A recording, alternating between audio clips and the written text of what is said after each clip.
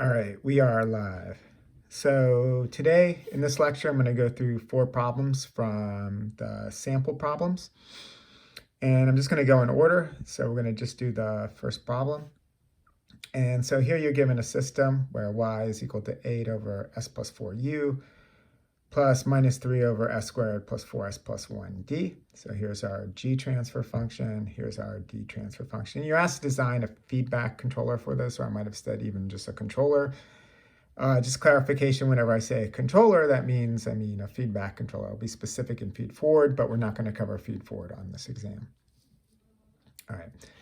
So when designing a controller, one of the things you want to do is take your G transfer function, get it into standard form. So we just multiply or divide top and bottom by 4, and we get 2 all over s over 4 plus 1.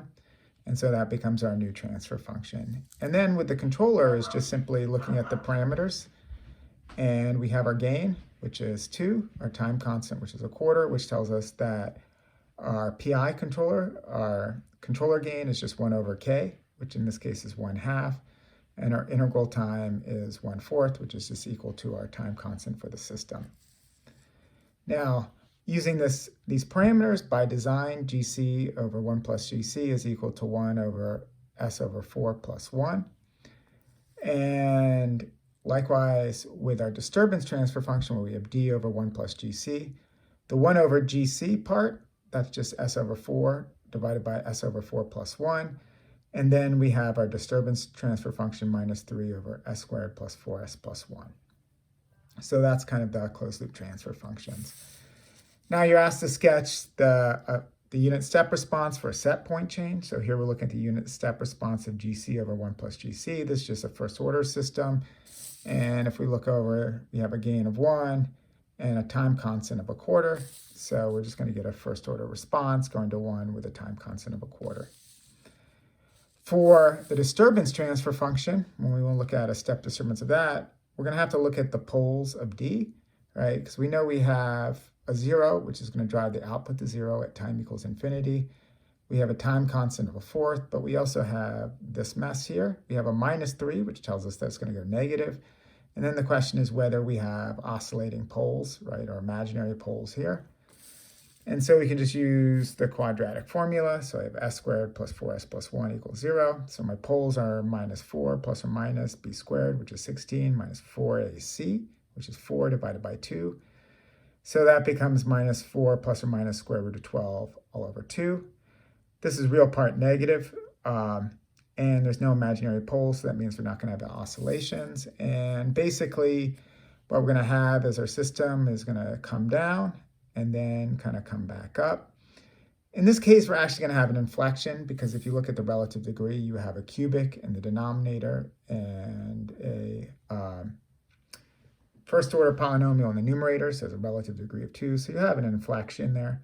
A little bit hard to figure out exactly where the time constant would be. It's going to be somewhere the time constant due to the disturbance transfer function and also the quarter. I didn't mark it here because in this case it's a little bit complicated, but at least you know kind of just the general shape of the response. And again, the key part is that it's going down before it goes back up. So that would be the answer for the first problem. Answer for the second problem, you're asked to design a controller for this transfer function. So now we have a second order transfer function. So we have 1 over s plus 1, s plus 4.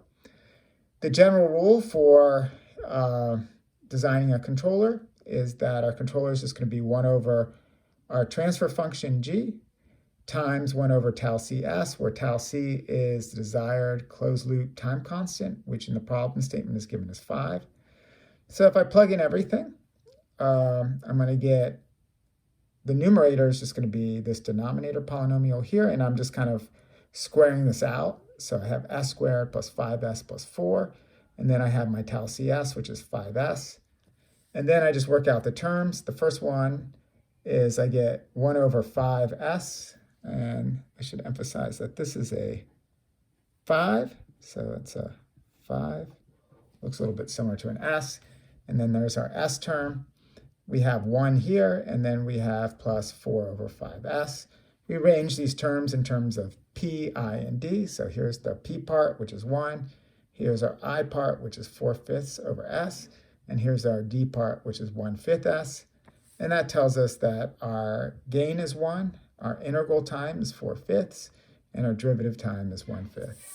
And then the last thing is just what's a closed loop transfer function? Well, GC over 1 plus GC is equal to 1 over 5s plus 1. And again, that is by design. So the third problem, we're given a model and we're asked to design a controller. So we have a level control problem here. So here's the change in the height. Here's the flow rate in. Here's the flow rate out, which is valve dynamics. So here we have the pressure head is the square root of H, and then V is the valve position. So this is actually our input. Whoop. Coming back up, another technical difficulty, knocking down the camera. Let's fix that. And so V is our input U right there. So that's kind of our input. This is our disturbance, D, and H, of course, is our Y value. So you're given that at steady state, your set point, which is your kind of steady state value. So H bar is equal to 16 and Fn bar is equal to 2. So at steady state, we have Fn is equal to V square root of H. V's are unknown variable. So if I plug in Fn, that's 2. Square root of 16 is 4. So I get basically that V bar is equal to 1/2. And so then I can do the linearization. So the first term, the linear term, is just 20 dH prime dt is equal to Fn prime. So I take the derivative of this, that just becomes Fn prime. Then I take the derivative of this term with respect to H and with respect to V. So with respect to V, it just becomes the square root of H bar, V prime. And then the H prime is minus V bar all over 2 square root of H bar, H prime. And when I plug in numbers, that's 20. Square H bar is 16, so the square root is 4. And then this reduces down to basically we get 1/2 times 1/2 times 1/4, and that gives us 1/16. And then when I rearrange it into standard form, assuming my math's right, so 16 times 20 is 320. Then I have 16 Fn prime, 64 V prime minus H prime. And I can put that as my transfer function. So I have H prime is minus 64 over 320s plus 1 V prime. And again, this is our G. And then I have plus 16 over 320s plus 1 F prime. And that's my D. And of course, I have all my kind of deviation variables here. So I have H minus H bar, V minus V prime, Fn minus Fn bar, so on. And so if I look at the G to get a PI controller, I get K is equal to minus 64 and tau is equal to 320. So Kc is just 1 over K, so it's 1 over 64. And I forgot the minus sign there. And then our integral time is 320. So these are kind of our control settings. So this is kind of the key part of the problem. And then by design, GC over 1 plus GC is 1 over 320s plus 1. And then D is over 1 plus GC. I have the 1 over 1 plus GC, so it's 320s over 320s plus 1. And then my D part is 16 over 320s plus 1. And so now we're asked to sketch a disturbance response for this system. So if Fn is going from 2 to 1, so we're reducing the inlet flow rate, that tells us that Fn prime is basically going from 0 to minus 1, so Fn prime is minus 1 over S. And then we can sketch the response, and this is our H prime, right? So this is our height. And so because our Fn prime is negative, right, and our D transfer function, so if I come back here, let's just put these together. So this D over 1 plus GC, right, that's all positive numbers, right? So we expect to go up if we had a positive step input. Here we have a negative, so we know it's going to go down and then kind of come back up. Oops, another technical difficulty, right? And then this period is going to be roughly 320 times 2 or 640, right? Whatever the time units are. And that's because those are kind of the 2 time constants for the system. I did this in deviation variables, but if you wanted to do it in kind of real variables, we'd have the same kind of curve, right? We'd have our steady state, right? And it's going to be 16, and then we're going to have our curve kind of come down and then come back up. And we'd expect this to be somewhere around 640 minutes, right? Because that's kind of where our time constants are. It might actually be over here or over here, but that's kind of roughly the time scale of the process. And so that would be the answer for the third problem. The fourth problem, this is one of these problems that kind of looks complicated, but really is not that complicated. The hardest part is actually determining the area of the cylinder as a function of height. So we're given this kind of conical thing. So, this is actually going to be circular, right? So we know that the top diameter is 8, the bottom diameter is 6, and the height is 10. And so then the first thing we wanted to determine is the diameter as a function of the height. Because this is linear, right, it's basically going to be the lower diameter, 6, plus kind of the difference between the two, h minus 6. So that's 2 divided by h all over 10. And so that simplifies to 6 plus h over 5. And so then we know our area, right, which is just d squared, pi d squared over 4. So we have our pi over 4, and then we just take our d squared term. So that's 6 plus h over 5 squared. So our model, would this be dh dt is equal to 1 over the area, flow rate in minus the flow rate out. At steady state, we know that the inlet flow rate is equal to the outlet flow rate, which in this case is 1 meters cubed per minute. And our steady state height is 5 meters in this case.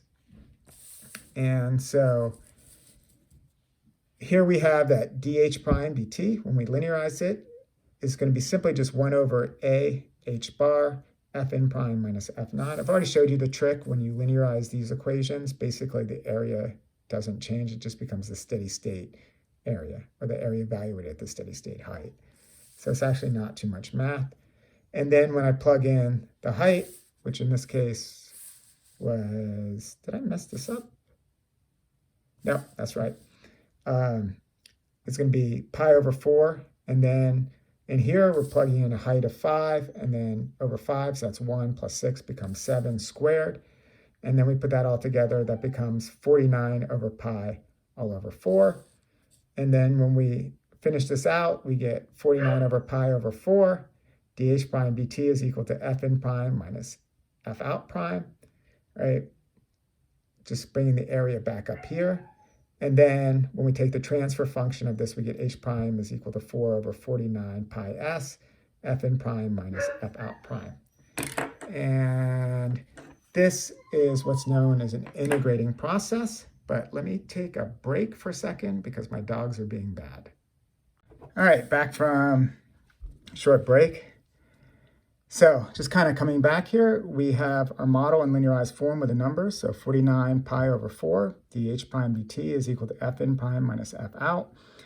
And when we take the Laplace transform of this and rearrange it, we get h prime is 4 over 49 pi times s, Fn prime minus F out prime. So this is a simple system where it's a first order process, but we don't have a time constant because basically we have a pole at 0. And this is what's known as an integrating process because h is just basically the integral of the difference between the inlet and outlet flow rate. So if we kind of come together and we put our g here, right? So we have our g in this case is minus 4 over 49 pi s. And our d in this case is 4 over 49 pi s. So basically the same thing with just a different sign. So again, our formula for a controller is 1 over tau c s, 1 over g. And you're asked to make this have a closed loop time constant of 5. So this becomes 1 over 5s times minus 49 pi s all over 4. Now the key thing is the s's cancel out here. And this becomes minus 49 over 20 pi. And this is just a number, right? So that's a number, that's a number, that's a number. There's no s in here, so that means it's just a static gain. And anytime a controller is just a static gain, it means it's a proportional controller. And it's a proportional controller with a gain of minus 49 pi all over 20. And so then the question is, will this yield 0 offset? And the answer is yes by design, because by design, GC over 1 plus GC is equal to 1 over 5s plus 1. And so this has a gain of 1. So we know to a set point change, it's going to be able to track the set point. Now you can see this in case you just want to get a little bit more math.